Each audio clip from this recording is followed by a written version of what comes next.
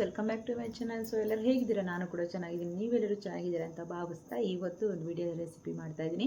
So ಏನಪ್ಪ ಇವತ್ತಿನ video recipe ಅಂದರೆ ಆಂಧ್ರ ಸ್ಟೈಲು ಎಣ್ಣೆ ಬದನೆಕಾಯಿದು ಗ್ರೇವಿ, ಗುತ್ತೊಂಕಾಯಿ ಕರಿ ಅಂತ ಹೇಳ್ಬಿಟ್ಟು ತುಂಬಾ ಚೆನ್ನಾಗಿರುತ್ತೆ. ರೈಸ್ಗಾಗಿರ್ಬೋದು, ಚಪಾತಿ, ಪೂರಿ ಯಾವುದಕ್ಕೆ ಆಗಿರ್ಬೋದು ತುಂಬಾ ಚೆನ್ನಾಗಿರುತ್ತೆ. ಸೊ ಮಾಡೋದು ಹೇಗೆ ಅಂತ ನೋಡೋಣ. ಅದಕ್ಕಿಂತ ಮುಂಚೆ ನನ್ನ ಚಾನಲ್ನ ಸಬ್ಸ್ಕ್ರೈಬ್ ಮಾಡದೆ ನೋಡ್ತಾ ಇದ್ದರೆ ಪ್ಲೀಸ್ ಸಬ್ಸ್ಕ್ರೈಬ್ ಮಾಡ್ಕೊಳ್ಳಿ. ಹಾಗೆ ಒಂದು ಲೈಕ್ ಮಾಡಿ, ಶೇರ್ ಮಾಡಿ, ಕಮೆಂಟ್ ಮಾಡಿ, ಹಾಗೆ ಫ್ಯಾಮಿಲಿ ಫ್ರೆಂಡ್ಸ್ಗೆ ಶೇರ್ ಮಾಡಿ. ಮಾಡೋದು ಹೇಗೆ ಅಂತ ನೋಡೋಣ. ಸೊ ಫ್ರೆಂಡ್ಸ್, ವಿಡಿಯೋ ಎಂಡ್ವರೆಗೂ ನೋಡಿ, ತುಂಬಾ ಚೆನ್ನಾಗಿರುತ್ತೆ.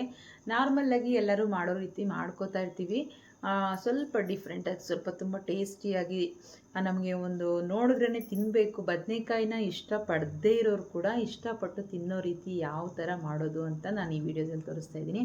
ಸೊ ತುಂಬ ಜನಕ್ಕೆ ಬದನೆಕಾಯಿ ತಿಂದರೆ ಅದು ಅವ್ರಿಗೆ ಅಷ್ಟು ಇಷ್ಟ ಆಗೋದಿಲ್ಲ, ಮತ್ತೆ ಮತ್ತೆ ತಿನ್ನಬೇಕು ಅನ್ನೋ ಫೀಲ್ ಕೂಡ ಬರೋದಿಲ್ಲ. ಒಂದೇ ಸರಿ ತಿಂದರೆ ಇನ್ನೊಂದು ಸರಿ ಸ್ಟಾಪ್ ಮಾಡೋಣ ಅನ್ನೋ ಫೀಲ್ ಇರುತ್ತೆ. ಸೊ ಈ ರೀತಿ ಮಾಡಿಕೊಡಿ, ನಿಮ್ಮ ಮನೆಗಳಲ್ಲಿ ಬದನೆಕಾಯಿ ತಿನ್ನದೇ ಇರೋರು ಕೂಡ ತಿಂತಾರೆ. ಸೊ ಮಾಡೋದು ಹೇಗೆ ಅಂತ ನೋಡೋಣ. ಟೈಮ್ ವೇಸ್ಟ್ ಮಾಡೋದು ಬೇಡ, ಬನ್ನಿ. ಈಗ ನೋಡಿ, ನಾನು ಬದನೆಕಾಯಿನ ತೊಗೊಂಡಿದ್ದೀನಿ. ಇವಾಗ ಇಲ್ಲಿ ಒಂದು 3/4 kg ಅಷ್ಟು ಬದನೆಕಾಯಿಗಳಿದೆ. ಚಿಕ್ಕದಾಗಿದ್ದರೆ ತುಂಬ ಚೆನ್ನಾಗಿರುತ್ತೆ. ಸೊ ಈ ರೀತಿ ತೊಳೆದ್ಬಿಟ್ಟು ತೊಗೊಂಡಿದ್ದೀನಿ. ಇದನ್ನು ಮತ್ತೆ ಕಟ್ ಮಾಡಿ ನಾವು ನೀರಿಗೆ ಸೇರಿಸೋಣ. ನೋಡಿ, ಇಲ್ಲಿ ನೀರನ್ನು ಇಟ್ಕೊಂಡಿದ್ದೀನಿ. ಸೊ ಈ ನೀರಿಗೆ ಸ್ವಲ್ಪ ನಾವು ಒಂದು ಸ್ಪೂನಷ್ಟು ಸಾಲ್ಟನ್ನು ಸೇರಿಸ್ಕೊಳ್ಳೋಣ. ಹಾಗೆ ಒಂದು ಸ್ವಲ್ಪ ಅರಿಶಿನ ಪುಡಿನ ಸೇರಿಸ್ಕೊಳ್ಳೋಣ. ಈ ರೀತಿ ಸೇರಿಸ್ಕೊಂಡು ಮಾಡೋದ್ರಿಂದ ಬದನೆಕಾಯಿ ಸ್ವಲ್ಪ ಕಹಿ ಅಂಶ ಬರುತ್ತೆ, ಸೊ ಅದು ಬರೋದಿಲ್ಲ, ಹಾಗೆಯೇ ಕಪ್ಪಗಾಗೋದಿಲ್ಲ. ಹಾಗೆ ಸ್ವಲ್ಪ ಚೆನ್ನಾಗಿ ಉಪ್ಪಲ್ಲಿ 1-2 ನಿಮಿಷ ಬಿಟ್ಟರೂ ನಾವು ಅದೇನೂ ಆಗೋದಿಲ್ಲ, ಚೆನ್ನಾಗಿ ಕೂಡ ಇರುತ್ತೆ. ಈಗ ಇದನ್ನು ಮಿಕ್ಸ್ ಮಾಡಿಕೊಂಡು ಇದನ್ನು ಸಪ್ರೇಟಾಗಿ ಇಟ್ಕೊಳ್ಳೋಣ. ಇಲ್ಲಿ ಈಗ ಬದನೆಕಾಯಿಗಳನ್ನ ಕಟ್ ಮಾಡ್ಕೊಳ್ಳೋಣ ನಾವು. ನೋಡಿ, ಈ ರೀತಿ ಮೇಲ್ಗಡೆ ಇದನ್ನು ತೆಗೆದುಬಿಡೋಣ. ಈ ರೀತಿ ಈಗ ಇಲ್ಲಿ ಮಿಡಲಲ್ಲಿ ಕಟ್ ಮಾಡ್ಕೋಬೇಕು. 4 ಭಾಗ ಆಗಿ ಕಟ್ ಮಾಡ್ಕೊಳ್ಳೋಣ. ಒಳಗಡೆ ನಮಗೆ ಉಪ್ಪು ಖಾರ ಎಲ್ಲ ಸ್ವಲ್ಪ ಚೆನ್ನಾಗಿ ಹಿಡಿಯುತ್ತೆ. ಫುಲ್ಲು ಓಪನ್ ಮಾಡ್ಕೋಬೇಡಿ, ಸ್ವಲ್ಪ ಜಾಯಿಂಟ್ ಇರಲಿ. ನೋಡಿ, ಈ ರೀತಿ. ಹಾಗೆಯೇ ನಾವು ಒಳಗಡೆ ಹುಳ ಏನಾದರೂ ಇರುತ್ತೆ ಅಂದರೆ ನೋಡಿ ಕೂಡ ನಾವು ಮಾಡ್ಕೋಬೋದು. ಇಲ್ಲಾಂದರೆ ಹುಳ ಏನಾದರೂ ಇದ್ದರೆ ಅದು ತೆಗೆದು ಕಟ್ ಮಾಡಿ ತೆಗೆದಾಕ್ಬಿಡಿ. ಓಕೆ, ಈ ರೀತಿ ಎಲ್ಲ ಕ್ಲೀನಾಗಿ ನೋಡಿ. ನಾವು ಇಲ್ಲಿ ಮೊದಲೇ ಇಟ್ಟಿರೋ ಉಪ್ಪು ನೀರಲ್ಲಿ ಹಾಕ್ಕೊಂಡ್ರೆ ಕಪ್ಪಗಾಗೋದಿಲ್ಲ, ಹಾಗೆ ಕಹಿ ಅನ್ನೋದು ಬರೋದಿಲ್ಲ. ಒಂಥರ ಹೋಗ್ರ ಥರ ಬರುತ್ತೆ. ಸ್ವಲ್ಪ ಕೆಲವೊಂದು ಬದನೆಕಾಯಲ್ಲಿ ಕಹಿ ಅಂಶ ಕೂಡ ಬರುತ್ತೆ, ಸೊ ಅದು ಬರೋದಿಲ್ಲ. ಅದೇ ರೀತಿ ನಾವು ಎಲ್ಲ ಬದನೆಕಾಯಿನೂ ಇದೇ ರೀತಿ ಕಟ್ ಮಾಡ್ಕೋತಾ ಹೋಗೋಣ. ನೋಡಿ, ಎಲ್ಲ ಕ್ಲೀನಾಗಿರಬೇಕು. ಆ ರೀತಿ ಇರೋವನ್ನ ಫ್ರೆಶ್ ಆಗಿರೋ ಬದನೆಕಾಯಿನ ತೊಗೊಳ್ಳಿ. ಹಾಗೆ ಒಣಗೋಗಿರೋವಂಥ ಬದನೆಕಾಯಿಗಳನ್ನ ತೊಗೊಳಕ್ಕೆ ಹೋಗಬೇಡಿ. ಸ್ವಲ್ಪ ಬಾಡಿದ್ರೂ ಕೂಡ ಅದರ ಟೇಸ್ಟೇ ಬೇರೆ ಬಂದುಬಿಡುತ್ತೆ. ಒಂದು ರೀತಿ ಕಹಿ ಥರ ಬಂದು ಆ ಕರಿನೇ ಹಾಳಾಗಿಬಿಡುತ್ತೆ. ಸೊ ಹಾಗಾಗಿ ಹೇಳ್ತಾ ಇರೋದು. ಸೊ ಈ ರೀತಿ ಎಲ್ಲ ಫುಲ್ ಚೆಕ್ ಮಾಡ್ಕೊಳ್ಳಿ. ಕೆಲವೊಂದು ಬದನೆಕಾಯಿ ಒಂಥರ ದಪ್ಪ ಆಗಿ ಒಂದು ಡಾಟ್ ಆಗಿರುತ್ತೆ, ಕೆಲವೊಂದು ಹುಳ ಥರ ಬಂದಿರುತ್ತೆ, ಅದೆಲ್ಲ ಚೆಕ್ ಮಾಡ್ಕೊಳ್ಳಿ. ಸೊ ಎಳೆಯವು ಫ್ರೆಶ್ ಆಗಿದ್ದರೆ ಮಿಸ್ ಮಾಡ್ದೇ ಮಾಡ್ಕೊಳ್ಳಿ. ಇಲ್ಲ ತೊಗೊಂಬಂದು ಒಂದ್ಸಲಿ ಮಾಡಿ ನೋಡಿ. ಈ ರೆಸಿಪಿ ಎಷ್ಟು ಇಷ್ಟ ಆಗುತ್ತೆ ಅಂದರೆ ತಿನ್ನೋದಕ್ಕೆ ಯಾರಿಗೂ ಇಷ್ಟ ಇಲ್ವೋ ಅವ್ರಿಗೆಲ್ಲರಿಗೂ ಇಷ್ಟ ಆಗುತ್ತೆ. ಸೊ ಈ ರೀತಿ ಎಲ್ಲ ಕಟ್ ಮಾಡ್ಕೊಳ್ಳೋಣ 4 ಭಾಗವಾಗಿ. ಈಗ ಎಲ್ಲ ಕಟ್ ಮಾಡಿ ಈ ರೀತಿ ನೀರಲ್ಲಿ ಹಾಕ್ಕೊಂಡಿದ್ದೀನಿ. ಇವಾಗ ಮಸಾಲೆ ರೆಡಿ ಮಾಡ್ಕೊಳ್ಳೋಣ. ಈಗ ಮಸಾಲೆಗಳನ್ನ ರೆಡಿ ಮಾಡ್ಕೊಳ್ಳೋಣ. ನಾನೊಂದು ಪ್ಯಾನ್ ಇಟ್ಕೊಂಡಿದ್ದೀನಿ. ಸ್ಟವ್ ಆನ್ ಮಾಡಿಕೊಂಡು ಇದಕ್ಕೆ ಬೇಕಾಗಿರೋ ಇಂಗ್ರೀಡಿಯೆಂಟ್ಸ್ ಸೇರಿಸ್ಕೊಳ್ಳೋಣ. ನೋಡಿ, ಶೇಂಗಾ ಬೀಜ ಸೇರಿಸ್ಕೊಳ್ಳಿ. 1-2-3 ಟೇಬಲ್ ಸ್ಪೂನಷ್ಟು ನಿಮ್ಮ ಗ್ರೇವಿ ಕ್ವಾಂಟಿಟಿ ನೋಡಿಕೊಂಡು ನೀವು ಸೇರಿಸ್ಕೋಬೇಕಾಗುತ್ತೆ. ನಾನು ಇಲ್ಲೊಂದು 3/4 kg ತೊಗೊಂಡಿರೋದಕ್ಕೆ ಇಷ್ಟು ಹಾಕ್ಕೊಂಡಿದ್ದೀನಿ. ನೀವೇನಾದರೂ ಒಂದು ಅರ್ಧ kg 1/4 kg ಹಾಕ್ಕೊಂಡಿದ್ರೆ, ಒಂದಿಬ್ಬರಿಗೆ ಆಗೋಷ್ಟು ಮಾಡ್ಕೊಂಡಿದ್ರೆ 1 ಟೇಬಲ್ ಸ್ಪೂನು 2 ಟೇಬಲ್ ಸ್ಪೂನ್ ಸೇರಿಸ್ಕೊಂಡ್ರೂ ಸಾಕಾಗುತ್ತೆ. ಸೊ ನಾನು ಇಲ್ಲಿ ಒಂದು 3/4 kg ತೊಗೊಂಡಿರೋದ್ರಿಂದ ಸೊ ತುಂಬ ಚೆನ್ನಾಗಿರುತ್ತೆ. ಹಾಗಾಗಿ ಜಾಸ್ತಿನೇ ತಿಂತಾರೆ ಎಲ್ಲರೂ ಇಷ್ಟಪಟ್ಟು. ಹಾಗಾಗಿ ನಾನು ಸ್ವಲ್ಪ ಜಾಸ್ತಿ ಕ್ವಾಂಟಿಟಿಯಲ್ಲಿ ಮಾಡ್ತಾಯಿದ್ದೀನಿ. ಸೊ ಹಾಗಾಗಿ ನಾನೊಂದು 3 to 4 ಟೇಬಲ್ ಸ್ಪೂನಷ್ಟು ಸೇರಿಸ್ಕೊಂಡಿದ್ದೀನಿ. ಇದು ಸ್ವಲ್ಪ ಚೆನ್ನಾಗಿ ಹುರಿಯೋಣ. ತುಂಬಾ ಚೆನ್ನಾಗಿರುತ್ತೆ ಫ್ರೆಂಡ್ಸ್, ಮಿಸ್ ಮಾಡಿದೆ, ಒಂದ್ಸರಿ ಟ್ರೈ ಮಾಡಿ ನೀವು. ನಾವು ಯಾವಾಗಲೂ ಮಾಡ್ತೀವಲ್ಲ, ಇದು ಏನು ಬಿಡು ಅನ್ನೋ ಥರ ಅಂದ್ಕೊಬೇಡಿ. ತುಂಬಾ ಸ್ಪೆಷಲ್ ಆಗಿರುತ್ತೆ, ತುಂಬ ಟೇಸ್ಟಿ ಕೂಡ ಇರುತ್ತೆ. ಮಾಡೋ ಕ್ರಮ ಕರೆಕ್ಟಾಗಿರಬೇಕು ಅಷ್ಟೇ, ತುಂಬಾ ಚೆನ್ನಾಗಿ ರುಚಿ ಕೊಡುತ್ತೆ. ಮಿಸ್ ಮಾಡಿದೆ, ಒಂದ್ಸರಿ ಟ್ರೈ ಮಾಡಿ ನೋಡಿ.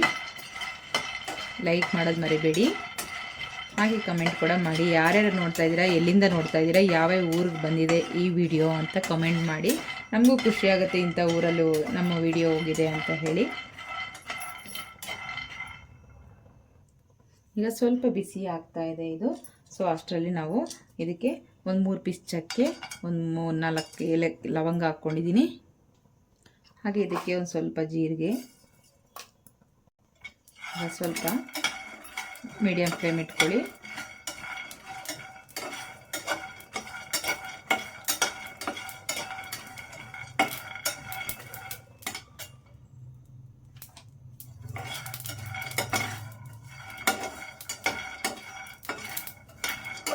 ನಾನಿಲ್ಲಿ ನೋಡಿ ಬಿಳಿ ಎಳ್ಳು ಧಾರಾಳವಾಗಿ ಸೇರಿಸ್ತಾ ಇದ್ದೀನಿ. ಒಂದು 5-6 ಸ್ಪೂನ್ ಅಷ್ಟಾಗುತ್ತೆ.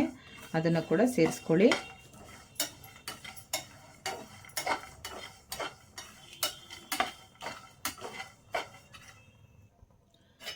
ಇದು ನಾವು ಹಾಕಿರೋ ಬಿಳಿ ಎಳ್ಳು ಇದೆಲ್ಲ ಸ್ವಲ್ಪ ಚಟ್ಪಟ ಅಂತ ಸೌಂಡ್ ಬರೋ ಟೈಮ್ಗೆ ಚೆನ್ನಾಗಿ ಸ್ವಲ್ಪ ಕಲರ್ ಚೇಂಜ್ ಆಗುತ್ತೆ. ಲೋ ಫ್ಲೇಮಲ್ಲಿ ಇಟ್ಕೊಂಡು ಇದು ಮಾಡ್ಕೊಳ್ಳಿ. ಹೈ ಫ್ಲೇಮ್ ಇಟ್ಕೊಂಡ್ರೆ ಪಟ್ಪಟ ಅಂತ ಎಲ್ಲ ಆರೋಗ್ಬಿಡುತ್ತೆ.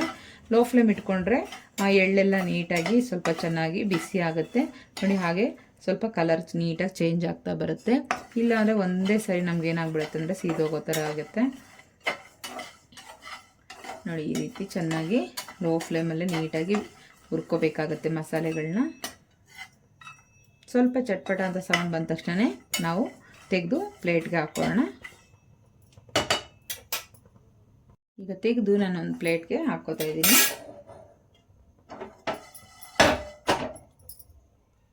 ಈಗ ಒಂದು ಪ್ಲೇಟಲ್ಲಿ ಹಾಕ್ಕೊಂಡಿದ್ದೀನಿ. ಸ್ವಲ್ಪ ತಣ್ಣಗಾಗಬೇಕು. ಹಾಗೆ ಇದಕ್ಕೆ ಇನ್ನು ಇಂಗ್ರೀಡಿಯೆಂಟ್ಸ್ ಇದೆ. ಈಗ ಒಂದು ಅರ್ಧ ಹೋಳಷ್ಟು ಒಣಕೊಬ್ಬರಿನ ಈ ರೀತಿ ಪೀಸ್ ಮಾಡಿ ಹಾಕೋತಾ ಇದ್ದೀನಿ. ಒಂದು ಅರ್ಧ ಹೋಳು.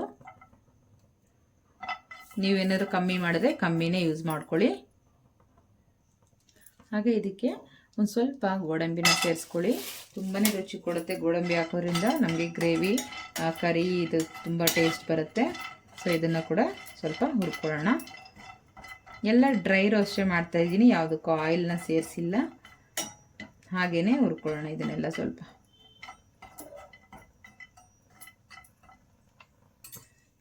ಈಗ ನೋಡಿ ಚೆನ್ನಾಗಿ ಫ್ರೈ ಆಗಿದೆ. ಈಗ ಇದನ್ನು ಕೂಡ ಪ್ಲೇಟ್ಗೆ ಹಾಕ್ಕೊಳ್ಳೋಣ.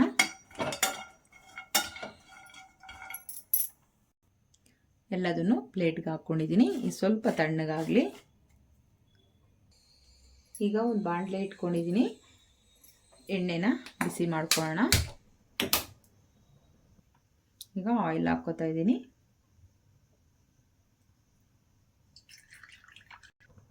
ಈಗ ಇಷ್ಟು ಆಯಿಲ್ ಹಾಕ್ಕೊಂಡಿದ್ದೀನಿ, ಬಿಸಿ ಆಗಲಿ. ಅಷ್ಟರಲ್ಲಿ ನಾವು ಬದನೆಕಾಯಿಯಲ್ಲಿರೋ ನೀರನ್ನು ತೆಗಿಬೇಕಾಗುತ್ತೆ. ಬದನೆಕಾಯಿ ಮಾತ್ರ ಸಪ್ರೇಟಾಗಿ ನಾವು ನೀಟಾಗಿ ನೀರಿಲ್ಲದೆ ಇರೋ ರೀತಿ ನೀಟಾಗಿ ಉದುರಿಸ್ಬಿಟ್ಟು ಒಂದು ಪ್ಲೇಟಲ್ಲಿ ಹಾಕ್ಕೋಬೇಕು. ಇಲ್ಲಾಂದರೆ ಆಯಿಲಲ್ಲಿ ಹಾಕಿದ್ರೆ ನೀರು ಸಿಡಿಯುತ್ತೆ. ಸೊ ಅದಕ್ಕೋಸ್ಕರ ನಾನಿದೆ ಪ್ಯಾನ್ಗೆ ಹಾಕ್ಕೋತಾ ಇದ್ದೀನಿ. ನೀರೇನಿಲ್ಲ.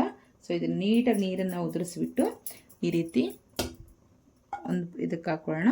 ಇಲ್ಲ ಅಂದರೆ ನೀರು ಒಂದು ಡ್ರಾಪ್ ಇತ್ತು ಅಂದ್ರೂ ಬಿಸಿ ಇರೋ ಆಯಿಲಲ್ಲಿ ಫುಲ್ ಸಿಡಿಯುತ್ತೆ. ಕೇರ್ಫುಲ್ಲಾಗಿ ಈ ರೀತಿ ತೆಗೆದು ಒಂದಕ್ಕೆ ಹಾಕ್ಕೊಳ್ಳಿ.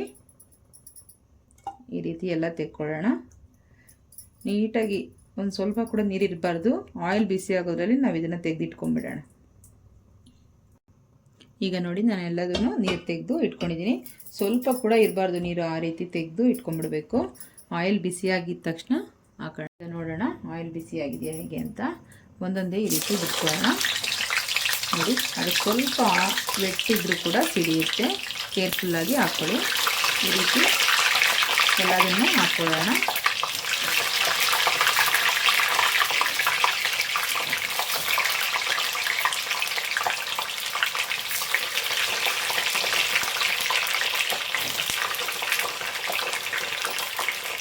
ಈ ರೀತಿ ನೀವು ಎಷ್ಟೆಷ್ಟು ಇಡಿಸುತ್ತೋ ಅಷ್ಟಷ್ಟು ಹಾಕ್ಕೊಂಡು ನೀವು ಫ್ರೈ ಮಾಡ್ಕೊಳ್ಳಿ. ನಾನಿಲ್ಲಿ ಒಂದು ಸ್ವಲ್ಪ ಹಾಕಿದ್ದೀನಿ, ಇನ್ನೊಂದು ಸ್ವಲ್ಪ ಹಾಗೆ ಇದೆ. ಚೆನ್ನಾಗಿ ಎರಡು ಸೈಡು ಫ್ರೈ ಆಗಬೇಕು. ಸ್ವಲ್ಪ ನಮಗೆ ಗೊತ್ತಾಗುತ್ತೆ ನೋಡಿ. ಇದು ಒಂದು ಸೈಡ್ ಬೆಂದಿದ ತಕ್ಷಣ ಕಲರ್ ಚೇಂಜ್ ಆಗುತ್ತೆ. ಆವಾಗ ತಿರುಗಿಸಿ ಹಾಕ್ಕೊಳ್ಳಿ. ಈ ರೀತಿ ನೋಡಿ. ಈ ರೀತಿ ಸ್ವಲ್ಪ ನಮಗೆ ಇದರಲ್ಲೇ ಸಾಫ್ಟ್ ಆಗಬೇಕು ಆಯಿಲಲ್ಲಿ. ಆವಾಗ ತುಂಬಾ ಚೆನ್ನಾಗಿ ಬರುತ್ತೆ. ಅದಕ್ಕೆ ಹೇಳಿದ್ದು ಒಬ್ಬೊಬ್ಬರು ಒಂದೊಂದು ಥರ ಮಾಡ್ತಾರೆ. ಈ ರೀತಿ ಮಾಡಿ ನೋಡಿ ಯಾವ ಥರ ಬರುತ್ತೆ ಅಂತ ನಿಮಗೆ ಗೊತ್ತಾಗುತ್ತೆ. ನೋಡಿ ಒಳಗಡೆ ಎಲ್ಲ ಯಾವ ರೀತಿ ಫ್ರೈ ಆಗ್ತಾ ಇದೆ ಅಂತ ಹೇಳಿ, ಎಷ್ಟು ನೀಟಾಗಿ ಫ್ರೈ ಆಗ್ತಾ ಇದೆ. ಈ ರೀತಿ ಫ್ರೈ ಆಗ್ತಾ ಇರಬೇಕು. ಒಂದು 5 ನಿಮಿಷ ಸಾಕು, ಬಿಸಿ ಎಣ್ಣೆಯಲ್ಲಿ ಒಂದು 5 ನಿಮಿಷ ಬಿಟ್ಟರೆ ಸಾಕು. ಚೆನ್ನಾಗಿ ಸ್ವಲ್ಪ ಮೆತ್ತಗಾಗುತ್ತೆ, ಆವಾಗ ಬೆಂದಿರುತ್ತೆ.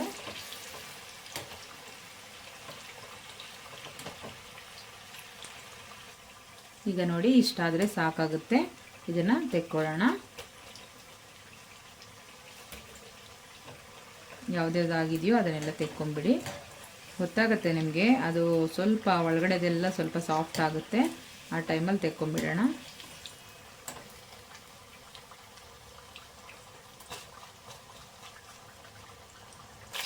ಈಗ ಸೆಕೆಂಡ್ ರೌಂಡ್ ಕೂಡ ಹಾಕ್ಕೊಂಡೆ.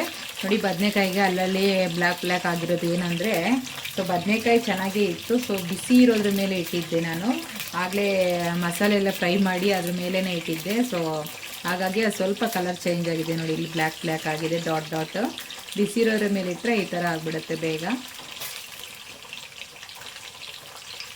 ಬದನೆಕಾಯಿ ಎಲ್ಲ ಚೆನ್ನಾಗೇ ಇದ್ವು. ಸೊ ನಾನು ಬಿಸಿ ತವಾ ಮೇಲೆ ಇಟ್ಟ ಮೇಲೆ ಆ ಥರ ಆಗಿದೆ ನೋಡಿ. ಎಲ್ಲ ಫ್ರೈ ಮಾಡ್ಕೊಂಡಾಗಿದೆ, ಸಪ್ರೇಟಾಗಿ ಇಟ್ಕೊಳ್ಳೋಣ. ಈಗ ಮಸಾಲೆನೇ ಎಲ್ಲ ರುಬ್ಕೊಂಬರೋಣ. ಈಗ ಮಿಕ್ಸಿ ಜಾರ್ಗೆ ಹಾಕ್ಕೊತಾ ಇದ್ದೀನಿ. ನಾವೇನು ಫ್ರೈ ಮಾಡಿ ಇಟ್ಕೊಂಡಿದ್ದೀವಲ್ವ ಆ ಮಸಾಲೆನೇ ಎಲ್ಲ ನಾನೀಗ ಮಿಕ್ಸಿ ಜಾರ್ಗೆ ಸೇರಿಸ್ತಾ ಇದ್ದೀನಿ. ಹಾಗೆ ಇದಕ್ಕೆ ನೋಡಿ ಇಷ್ಟು ಬೆಳ್ಳುಳ್ಳಿ ತೊಗೊಂಡಿದ್ದೀನಿ, ಒಂದು ದೊಡ್ಡ ಗಡ್ಡೆಯಷ್ಟು. ಹಾಗೆ ನೋಡಿ ಶುಂಠಿ ತೊಗೊಂಡಿದ್ದೀನಿ ಹಾಗೆ ಇಷ್ಟು. ಇದನ್ನು ಕೂಡ ಸೇರಿಸಿ ಫಸ್ಟ್ ಇದನ್ನು ಪುಡಿ ಮಾಡ್ಕೊಳ್ಳೋಣ, ನಂತರ ನೀರು ಹಾಕಿ ರುಬ್ಕೊಳ್ಳೋಣ. ಹಾಗೆ ನಾನು ಸ್ವಲ್ಪ ಇಲ್ಲಿ ಹುಣಸೆಹಣ್ಣು ತೊಗೊಂಡಿದ್ದೀನಿ. ನಿಮಗೆ ರುಚಿಗೆ ಎಷ್ಟು ಬೇಕೋ ಹುಳಿ ಅಷ್ಟನ್ನು ಸೇರಿಸ್ಕೊಳ್ಳಿ. ನಾನು ಇಷ್ಟು ಹುಣಸೆಹಣ್ಣು ತೊಗೊಂಡಿದ್ದೀನಿ. ಇದನ್ನು ಹಾಗೆ ಮಿಕ್ಸಿಗೆ ಸೇರಿಸಿ ರುಬ್ಕೊಳ್ಳೋಣ. ಈಗ ರುಬ್ಕೊಂಡು ಬಂದಿದ್ದಾಯಿತು. ಬಾಣಲೆ ಇಟ್ಕೊಂಡಿದ್ದೀನಿ, ಸ್ವಲ್ಪ ಬಿಸಿ ಆಗಲಿ. ಆಗಲೇ ನಾವೇನು ಬದನೆಕಾಯಿ ಫ್ರೈ ಮಾಡಿದ್ವೋ ಅದೇ ಆಯಿಲ್ನ ಇವಾಗ ಸೇರಿಸ್ಕೊಳ್ಳಿ. ಇವಾಗ ಗ್ರೇವಿಗೆ ಎಷ್ಟು ಬೇಕೋ ಅಷ್ಟು ಆಯಿಲ್ನ ಇವಾಗ ಸೇರಿಸ್ಕೊಳ್ಳಿ. ಈಗ ಸ್ವಲ್ಪ ಸಾಸಿವೆ,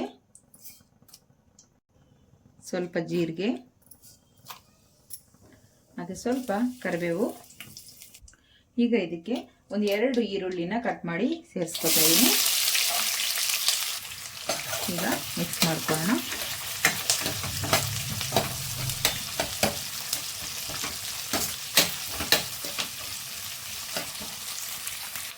ಈಗ ನಾವು ರುಬ್ಬಿಟ್ಕೊಂಡಿರೋ ಮಸಾಲೆನ ಸೇರಿಸ್ಕೊಂಡ್ಬಿಡೋಣ.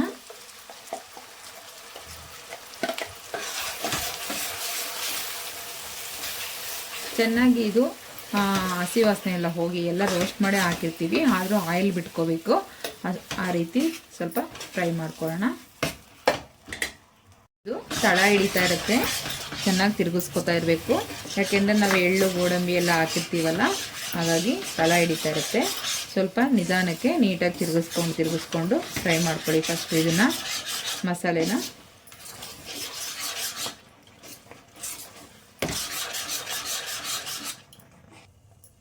ಈಗ ನೋಡಿ ಸೈಡಲ್ಲೆಲ್ಲ ಸ್ವಲ್ಪ ಆಯಿಲ್ ಬಿಟ್ಕೋತಾ ಇದೆ. ಈ ಟೈಮಲ್ಲಿ ನಾವು ಮಸಾಲೆಗಳನ್ನ ಆ್ಯಡ್ ಮಾಡೋಣ.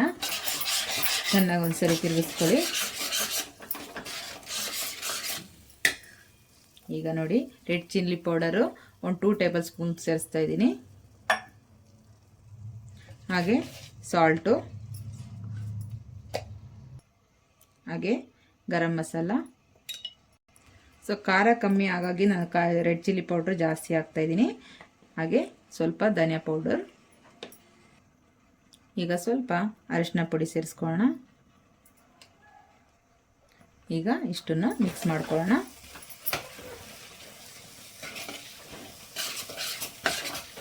ಚೆನ್ನಾಗಿ ಮಿಕ್ಸ್ ಮಾಡ್ಕೊಳ್ಳಿ.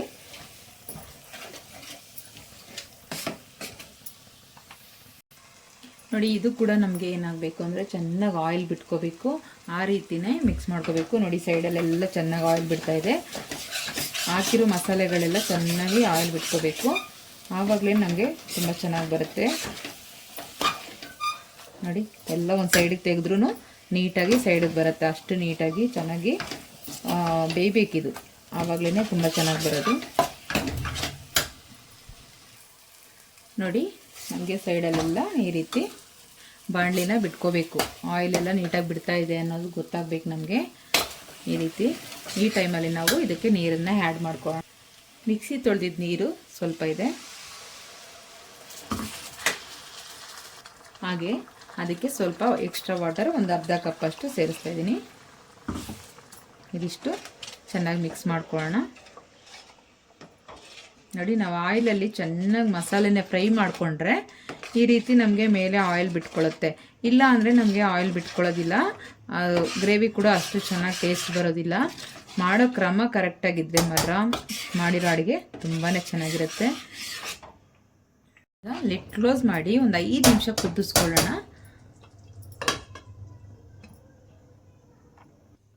ಈಗ ಓಪನ್ ಮಾಡಿ ನೋಡಿ, ಈ ಥರ ಕುದೀತಾ ಇದೆ. ಈ ಟೈಮಲ್ಲಿ ನಾವು ಆಲ್ರೆಡಿ ಫ್ರೈ ಮಾಡಿ ಇಟ್ಕೊಂಡಿರೋ ಬದನೆಕಾಯಿನ ಸೇರಿಸ್ಕೊಂಡ್ಬಿಡೋಣ.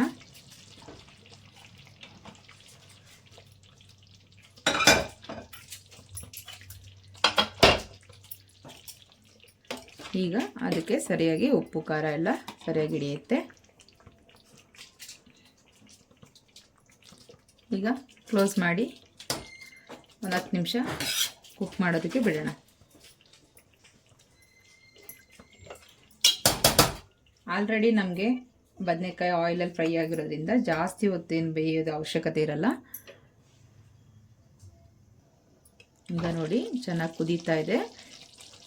ಒಂದ್ಸರಿ ಆಗಾಗ ಓಪನ್ ಮಾಡಿ ಮಿಕ್ಸ್ ಮಾಡ್ಕೊಳ್ಳಿ, ಇಲ್ಲಾಂದರೆ ತಳ ಹಿಡಿಯುತ್ತೆ. ಹಾಗಾಗಿ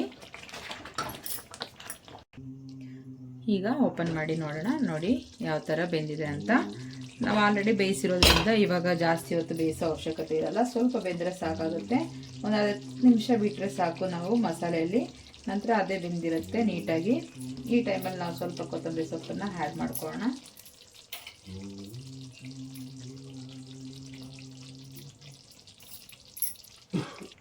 ಈಗ ರೆಡಿಯಾಗಿದೆ.